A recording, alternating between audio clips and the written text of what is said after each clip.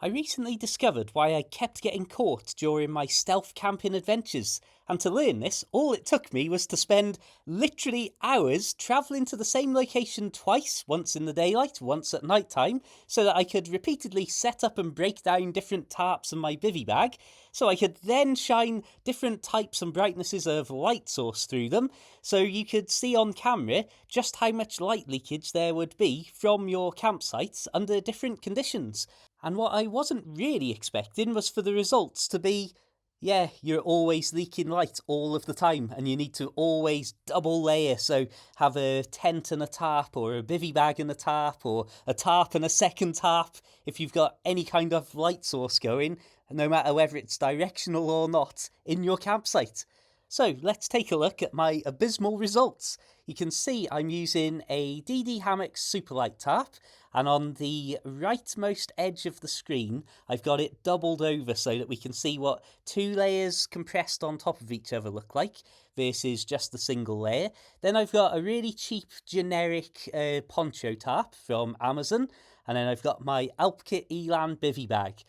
I wasn't expecting the Superlight tarp to really do much in terms of blocking the light, as obviously the whole point of that is that it's a really thin, lightweight material. However, the much denser, heavier, and more sturdy seeming poncho tarp was just as bad. It was surprisingly bad at light leakage.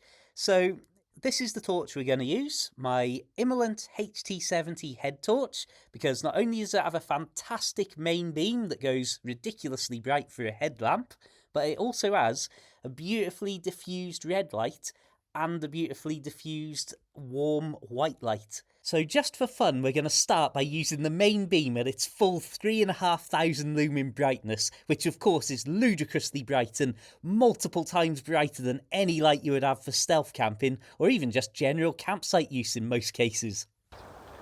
Doubled over, single layer. Doubled over, single layer. Cheap tarp poncho, cheap tarp poncho. Alpkit Elan bivy bag. Of course, that doesn't really tell us much. Those are expected results of a light like this shining at point blank range towards the tarps.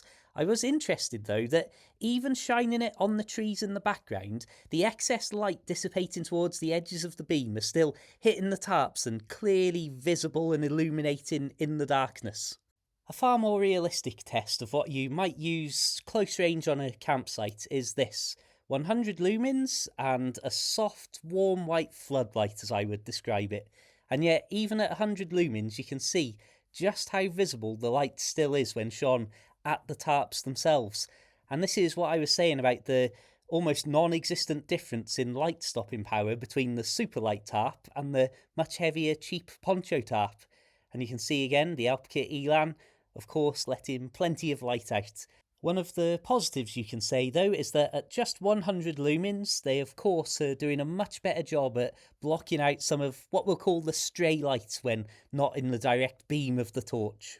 Swapping now to an 80 lumen soft red floodlight, you can see we have very similar results through and through, although this is a good opportunity to say that I'm just using a phone to record these clips. So of course the camera's adjusting, so this may not be exactly how it looks to the human eye, and I will say that of course red is just naturally a lot more of a stealthy colour to use, certainly for the excess light that washes around away from whatever you're focusing on.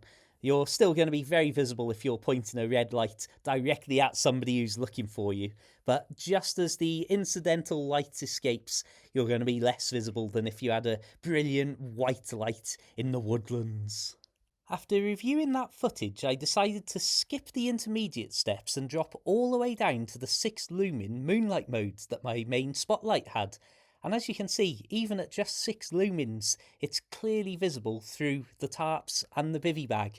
And this is really where I realised fully how I'd thought I'd got a little bit of extra cover than I actually had when I'd been out on my stealth camping trips. Because if just 6 lumens was visible, certainly if you let your eyes adjust to the darkness or had a dim torch that you were travelling with, you were easily going to spot that light in the middle of an utterly dark woodland or forest or open hillside. That then made me wonder how much light my phone screen would have been putting out at various levels of brightness. And so I actually set my phone up behind the tarps, both directly facing the tarp and just shining up towards it. And when my eyes were adjusted, the phone and the tarp were actually clearly visible. Now, that's maybe not quite as prominent as the lighting and the flashlights would have made it look, but it was indeed visible. And as I say, if your eyes have adjusted to the darkness, like mine had in this case, and I do know, of course, I knew that the tarps and everything were there, so I knew what shapes to look for and where my phone was and so on. So you might not notice that if you're passing and walking by and distracted by just simply not tripping over roots of trees in the darkness.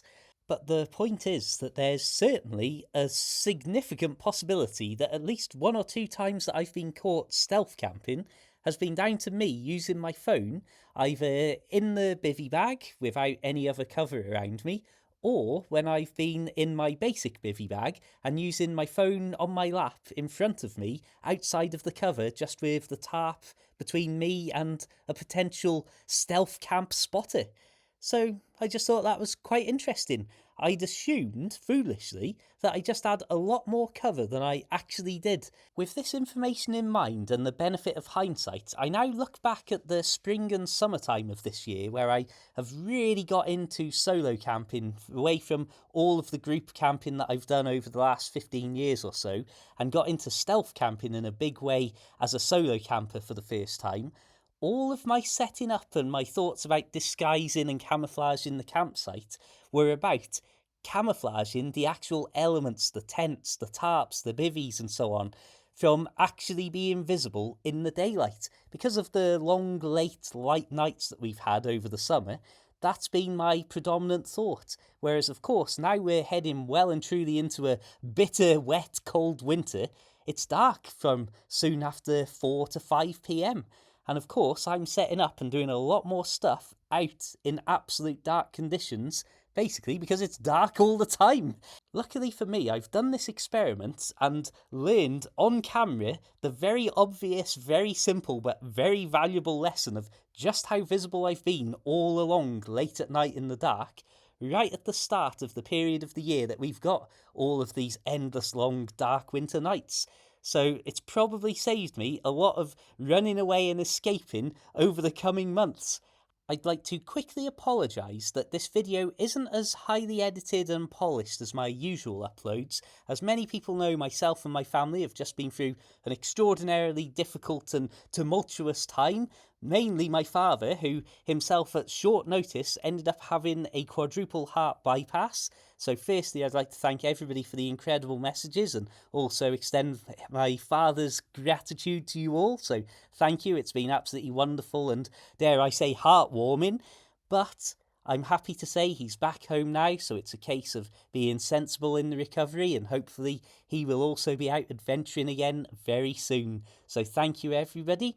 I'd like to thank all of my YouTube channel members, my Facebook subscribers, PayPal supporters, Coffee supporters, and Super Chatters, and anybody who supported me in any way, shape or form, especially over these recent times. I'll leave loads of links in the description so you can follow me all over the internet. I'll also leave some Amazon associate links to some of the items you've seen used in this video. If you purchase through those, I will get a commission, so it's a great way to support the channel without paying any extra money if you're looking at buying something like this from Amazon anyway.